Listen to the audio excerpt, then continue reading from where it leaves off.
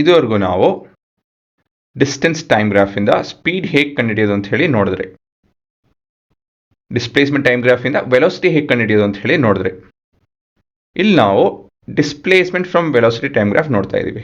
ಅಂತ ಹೇಳಿದ್ರೆ ಡಿಸ್ಪ್ಲೇಸ್ಮೆಂಟ್ನ velocity time ಗ್ರಾಫಿಂದ ಹೇಗೆ ಕಂಡುಹಿಡಿಯೋದು ಅಂತ ಹೇಳಿ ಕಲ್ತ್ಕೊತಾ ಇದ್ದೀವಿ. ಬೇಸಿಕ್ ಪ್ರೊಸೀಜರ್ ಏನಂತ ಹೇಳಿದ್ರೆ, to find the area under the graph. ಈ finding the area under the graph ಅಂತ ಹೇಳಿ ಒಂದು ಪ್ರಾಬ್ಲಮ್ ಮಾಡಿದ್ದೀನಿ. ಇಲ್ಲೂ ಕೂಡ ಒಂದೆರಡು ಪ್ರಾಬ್ಲಮ್ ಮಾಡ್ತೀವಿ. ಹೌ ಡಸ್ ದಿಸ್ ವರ್ಕ್, ಅದು ಹೇಗೆ ಕೆಲಸ ಮಾಡುತ್ತೆ ಅಂತ ಹೇಳಿ ಅರ್ಥ ಮಾಡ್ಕೊಳೋದಕ್ಕೆ ಮೊದಲನೇದಾಗಿ ನಾವು ಡಿಸ್ಪ್ಲೇಸ್ಮೆಂಟ್ ಫಾರ್ಮುಲಾ ನೋಡ್ಕೊಬೇಕು. What is displacement formula? Velocity into time. ಮತ್ತೆ ಈ ಥರ ಕರ್ವ್ಸ್, ಯಾಕಂತ ಹೇಳಿ ನಿಮಗೆ ಸ್ಮೂತ್ ಕರ್ವ್ ಬರೋಲ್ಲ, ಈ ಥರ ಅಂಕು ಡೊಂಕು ಅಂದರೆ ಸಡನ್ನಾಗೆ ಫ್ಲಾಟ್ ಆಗುತ್ತೆ, ಸಡನ್ನಾಗಿ ಇನ್ಕ್ರೀಸ್ ಆಗುತ್ತೆ, ಕಮ್ಮಿ ಆಗುತ್ತೆ, ಈ ಥರ ಬರುತ್ತೆ ನಿಮ್ಮ ಪ್ರಶ್ನೆ. ಸೊ ಇದರಲ್ಲಿ ನಾವು ಏರಿಯಾ ಹೇಗೆ ಕಂಡುಹಿಡಿಯೋದು ಅಂಡರ್ ದ ಗ್ರಾಫ್ ಅಂತ ಹೇಳಿದ್ರೆ, ಏರಿಯಾ ಹೇಗೆ ಕಂಡುಹಿಡಿಯೋದು ಅಂತ ಹೇಳಿದ್ರೆ ಇಲ್ಲಿ ನೋಡ್ತೀನಿ ನೋಡಿ. ಮೊದಲನೇದಾಗಿ ಇದು ನಿಮ್ಮ ವೆಲಾಸಿಟಿ ಟೈಮ್ ಗ್ರಾಫ್, ABC ನಿಮ್ಮ ಗ್ರಾಫ್ ಅಲ್ವಾ, ದ ಲೈನ್ ಗ್ರಾಫ್. ಅದು ಏರಿಯಾ ಅಂಡರ್ ದ ಗ್ರಾಫ್ ಅಂತ ಹೇಳಿದ್ರೆ the region between ABC and the X Axis, ಈ ಭಾಗ. So this is the area under the graph. ಈ ಏರಿಯಾ ಕಂಡುಹಿಡಿಯೋದೆ ಈ ಟಾಪಿಕ್ ವಿಷಯ. ಇದರಿಂದ ಹೇಗೆ ಡಿಸ್ಪ್ಲೇಸ್ಮೆಂಟ್ ಬರುತ್ತೆ ಅಂತ ಹೇಳಿ ಹೋಗ್ತಾ ಹೋಗ್ತಾ ಅರ್ಥ ಮಾಡಿಸ್ತೇನೆ. ಹಾಂ, ಇದರಲ್ಲಿ ಹೇಗೆ ಕಂಡುಹಿಡಿತೀರಿ ಇವಾಗ ಏರಿಯಾ ಅಂಡರ್ ದ ಗ್ರಾಫ್ ಅಂತ ಹೇಳಿದ್ರೆ, ಮೊದಲನೇದಾಗಿ ಈ ಕೆಳಗೆ ಭಾಗ, ಈ ಎ ಇಂದ ಕೆಳಗೆ ಇದನ್ನು ಬೇಕಾದ್ರೆ DEF ಅಂತ ಹೇಳಿ ಬರ್ಕೊಳೋಣ. ಸೊ ADEF ಈ ಭಾಗ, ದಿಸ್ ಇಸ್ ಅ ರೆಕ್ಟ್ಯಾಂಗಲ್. ಮತ್ತು ಮುಂದೆ ಇದನ್ನು ಜಾಯಿನ್ ಮಾಡ್ತು ಅಂತ ಹೇಳಿದ್ರೆ it becomes a triangle. So ABP is a triangle, ADEF is a rectangle, BCDP is a rectangle. So combining all of this area will give us displacement. ಸರಿನಾ? So ಈ ರೀತಿಯಲ್ಲಿ ನಾವು ಏರಿಯಾ ಕಂಡುಹಿಡಿತೀವಿ. ಸೊ ಇದರಲ್ಲಿ ಎಂತೆಂಥ formula ಉಪಯೋಗಿಸ್ತೀವಿ? L into B, L into B by 2 or combination of that. So ನಿಮ್ಗೆ ಈ ಥರ ಪ್ರಶ್ನೆ ಬಂತು ಅಂತ ಹೇಳಿದ್ರೆ ಇವೆರಡು ಫಾರ್ಮುಲಾ, ಇಲ್ಲ ಅಂತ ಹೇಳಿದ್ರೆ ಟ್ರಪೀಸಿಯಮ್ ಒಂದಿದೆ, ಅದನ್ನು ಬರೆಯೋಕ್ಕೆ ಹೋಗಲಿಲ್ಲ ಅನ್ನೋ, ಟ್ರಪೀಸಿಯಮ್ ಮತ್ತೊಂದು ಫಾರ್ಮುಲಾ ಕಲ್ತ್ಕೊಂತು ಅಂತ ಹೇಳಿದ್ರೆ ಇಂಥ ಪ್ರಶ್ನೆ ನೀವು ಸಾಲ್ವ್ ಮಾಡ್ಬೋದು. ಇಲ್ಲೊಂದು ಪ್ರಾಕ್ಟಿಕಲಾಗಿ ಒಂದು ಎಕ್ಸಾಂಪಲ್ ನೋಡೋಣ. So we have velocity time graph measured in metre per second, ಇಲ್ಲಿ time is measured in seconds. ಇಲ್ಲಿ ಇವಾಗ ಒಂದು ವೆಹಿಕಲ್ಲು, ಇಲ್ಲಾಂದರೆ ಒಂದು ಇನ್ಸೆಕ್ಟೋ, ಮನುಷ್ಯನೋ, ಯಾರೋ ಒಬ್ರದ್ದು 0 to 8 ಸೆಕೆಂಡಲ್ಲಿ ಅವ್ರ ವೆಲಾಸಿಟಿ ಏನಿತ್ತು ಅಂತ ಹೇಳಿ ಇಲ್ಲಿ ನೋಡಿಸ್ತಾ ಇದ್ದೀನಿ. ಸೊ ಕಾರು, ಇಲ್ಲ ಅಂತ ಹೇಳಿದ್ರೆ ಆ ಇನ್ಸೆಕ್ಟು, ಆ ಹುಳ, ಇಲ್ಲ ಅಂತ ಹೇಳಿದ್ರೆ ಆ ಕಾರು 0 ಸೆಕೆಂಡಲ್ಲಿ 10 ಮೀಟರ್ ಪರ್ ಸೆಕೆಂಡ್ ಆ ಸ್ಪೀಡಲ್ಲಿ ಹೋಗ್ತಾ ಇತ್ತು. 5ನೇ ಸೆಕೆಂಡಲ್ಲಿ, ಇಲ್ಲಿ 5ನೇ ಸೆಕೆಂಡ್ ಇದು, ಈ 5ನೇ ಸೆಕೆಂಡಲ್ಲಿ ಫ್ಲ್ಯಾಟ್ ಅಂತ ಹೇಳಿದ್ರೆ 60 ಮೀಟರ್ ಪರ್ ಸೆಕೆಂಡ್ ಈ ಸ್ಪೀಡಲ್ಲಿ ಹೋಗಕ್ಕೆ ಶುರು ಮಾಡ್ತು. 5 to 8 ಸೆಕೆಂಡ್ಸ್. ಈ ಪೂರ ಏರಿಯಾ ಕಂಡುಹಿಡೀರಿ ಅಂತ ಹೇಳಿ ಯಾರನ್ನ ಕೇಳ್ತು ಅಂತ ಹೇಳಿದ್ರೆ ಏನು ಮಾಡಬೇಕು? ಈ ಥರ ಒಂದು ಗ್ರಾಫು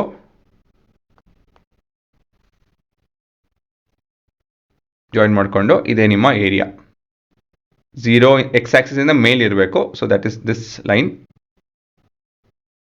ಮತ್ತು ಇಟ್ ಶುಡ್ ಬಿ ಬಿಟ್ವೀನ್ ಇಂಥದ್ದು ಈ ಲೈನ್ ಗ್ರಾಫ್ ಮತ್ತು X ಆಕ್ಸಿಸ್ ಅಂಥ ಜಾಗ ಅಂತ ಹೇಳಿದ್ರೆ ಇದು.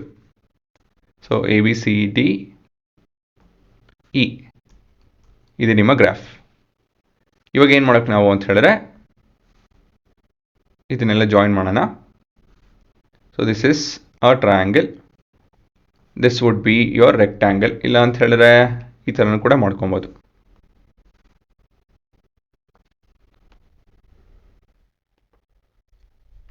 ಅಷ್ಟೇ ನೋಡಿ. So this would be a triangle, a rectangle, ಮತ್ತೊಂದು ರೆಕ್ಟ್ಯಾಂಗಲ್. ಸೊ ಈ 3 ಏರಿಯಾ ಕಂಡುಹಿಡಿತು ಅಂತ ಹೇಳಿದ್ರೆ ಡಿಸ್ಪ್ಲೇಸ್ಮೆಂಟ್ ಬರುತ್ತೆ ಅಂತ ಹೇಳಿ ನಿಮ್ಮ ಥಿಯರಿ. ಹೇಗೆ ಡಿಸ್ಪ್ಲೇಸ್ಮೆಂಟ್ ಸಿಗುತ್ತೆ ಇದರಿಂದ ಅಂತ ಹೇಳಿ ಹೋಗ್ತಾ ಹೋಗ್ತಾ ನೋಡ್ಕೊತೀರಾ, ನೀವೇನು ನೋಡ್ತೀರಾ. So area of a triangle is half into base into height. ಇಲ್ಲಿ ಬೇಸ್ ಎಷ್ಟು ಉದ್ದ ಇದೆ? 0 ಇಂದ 5ವರೆಗೂ. ಹಾಗಾಗಿ 5. ಹೈಟ್ ಎಷ್ಟು ಉದ್ದ ಇದೆ? 60ರಿಂದ 10ವರೆಗೂ, ದಟ್ ಈಸ್ 60 - 10 ಇಂಟು ಹಾಫ್ 0.5 ಅಂತ ಬರ್ಕೊತೀನಿ. ಇದೆಷ್ಟು ಬರುತ್ತೆ ಹುಡುಗರ? 5 × 5 × half, 5 × 50 × half. So 50 × half is 25, 25 5s 125. ಇಲ್ಲಿ ಯೂನಿಟ್ ಬರೆಯೋದು ಮರ್ತೆ ನಾನು, ಆ್ಯಕ್ಚುಲಿ ಯೂನಿಟ್ ಬರೆದು ನೋಡಿಸ್ಬೇಕು, ಅವಾಗ ನಿಮ್ಗೆ ಸರಿಯಾಗಿ ಅರ್ಥ ಆಗೋದು. ಇದೆಲ್ಲ ಬೇಡ ಇದು. ಹಾಂ ಹುಡುಗರ, ಬ್ರೆತ್ ಏನಿಲ್ಲಿ? ಬ್ರೆತ್ ಇಸ್ ಟೈಮ್ ಅಂತ ಹೇಳಿದ್ರೆ 5 ಸೆಕೆಂಡ್ಸ್ ಅಲ್ವಾ? ಇಂಟು ಹೈಟ್ ಏನಿಲ್ಲಿ? Height is velocity from 10 to 60 metre per second. ಇವಾಗಿಲ್ಲಿ ಸೆಕೆಂಡು ಕಟ್ ಆಯಿತು. So this would be 5 × 50 meters. That would be 125. Sorry, half ಬೇರೆ ಇದೆಯಲ್ಲ,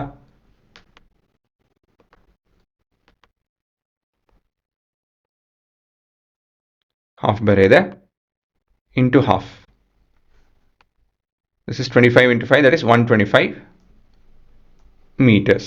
ಏನಕ್ಕೆ ಮೀಟರ್ಸ್ ಬಂತು? ಏನಕ್ಕೆ ಅಂತ ಹೇಳಿದ್ರೆ ಇಲ್ಲಿ ಸೆಕೆಂಡ್ ಕಟ್ ಆಗ್ತಾ ಇದೆ, ಮಿಕ್ಕಿದೇನು ಯೂನಿಟ್ ಇದೆ? ಮೀಟರ್. ಅದು ಬಿಟ್ಟಿನೇನಿಲ್ಲ ಇಲ್ಲಿ, ಹಾಗಾಗಿ ನಮ್ಮ ಉತ್ತರ ಬಂದು ಮೀಟರ್. ಮುಂದಿನ ಭಾಗ area of region 2, which is length into breadth. Length over here is 5 seconds into the height or the breadth over here is 0 to 10, so that is 10 meter per second. So ಇಲ್ಲಿ second cut ಆಗುತ್ತೆ, so this will be equal to 50 meter. Area in the region third region is, length into breadth is 8 - 5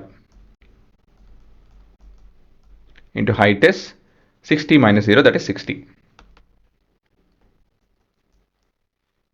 So this will be equal to 180 meters.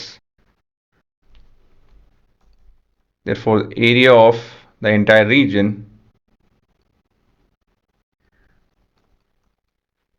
is equal to 180 plus 50 plus 125, 175.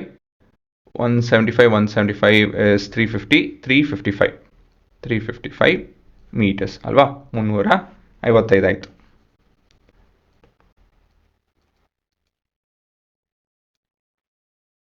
ಸರಿನಾ? ಈ ಭಾಗ ಇದರದ್ದು ಎಷ್ಟು region ಇದೆ ಅಂತ ಹೇಳಿದ್ರೆ 355 meters. ಸರಿನಾ? ಹೇಗೆ ಈ ಮೀಟರ್ ಬಂತು ಅಂತ ಹೇಳಿ ನೋಡಿಲಿ. The breadth or the length or ಇದನ್ನೇನು ಕರಿತೀವಿ ಅದು ನಿಮ್ಮ ಮೇಲೆ ಬಿಟ್ಟಿದ್ದು. ಅದರಲ್ಲಿ ಸೆಕೆಂಡ್ಸ್ ಇದೆ ಯೂನಿಟ್. ಹೈಟ್ ಬಂದು metre per second. So metre per second ಮತ್ತು ಸೆಕೆಂಡಲ್ಲಿ ಸೆಕೆಂಡ್ ಕಟ್ ಆಗುತ್ತೆ, ಮಿಕ್ಕಿದೇನು ಮೀಟರ್. ಸರಿನಾ? ಸೊ ಇದು ನಿಮ್ಮ ಏರಿಯಾ ಆಫ್ ದ ರೀಜನ್. ಆಯಿತಾ? ಸೊ ಇದನ್ನು ಪ್ರಾಕ್ಟಿಕಲಾಗಿ ವೆರಿಫೈ ಮಾಡೋಣ ಇವಾಗ. ಇದೇ ಗ್ರಾಫು ಮತ್ತೊಂದು ಸತಿ ಸಿಮ್ಯುಲೇಟ್ ಮಾಡಿ ನಿಮ್ಗೆ ನೋಡಿಸ್ತೀನಿ. ಪ್ರಾಕ್ಟಿಕಲಾಗಿ ಅಷ್ಟೇ ಬರುತ್ತೆ ಡಿಸ್ಪ್ಲೇಸ್ಮೆಂಟ್ ಅಂತ ಹೇಳಿ ನೋಡಿಸ್ತೀನಿ.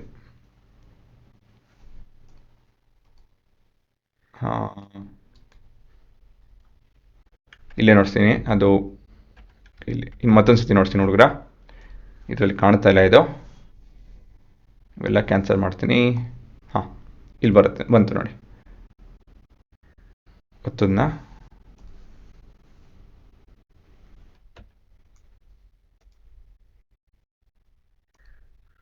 ಅರೆ ಹುಡುಗರ, ಒಂದೇನು ಸೆಕೆಂಡ್ ಇನ್ನು ಮತ್ತೊಂದು ಸತಿ ಮಾಡ್ಬೇಕಂದ್ರ.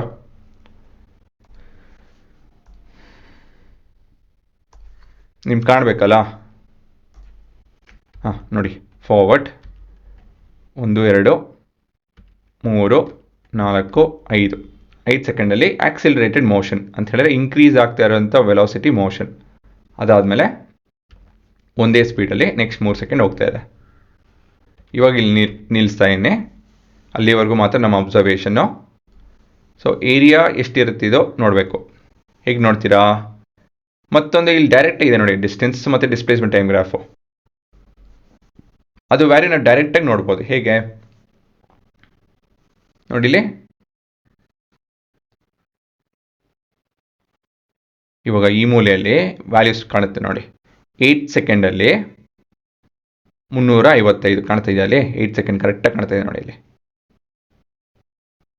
ಕಾಣ್ತಾ? ಸೊ ಡಿಸ್ಪ್ಲೇಸ್ಮೆಂಟ್ ಟೈಮ್ ಗ್ರಾಫ್ ನೋಡ್ತಾ ಇದೆ ಏನಂತ ಹೇಳಿ, 8 ಸೆಕೆಂಡಲ್ಲಿ the object would be at 355 metres away ಅಂತ ಹೇಳಿ ಅಲ್ವಾ? ಸೊ ಇದು ನಿಮ್ಮ ಡಿಸ್ಪ್ಲೇಸ್ಮೆಂಟ್ ಟೈಮ್ ಗ್ರಾಫ್, ಇದರಿಂದ ನೋಡ್ಬೋದು ನೀವು ಡೈರೆಕ್ಟಾಗಿ. That's the advantage of simulations.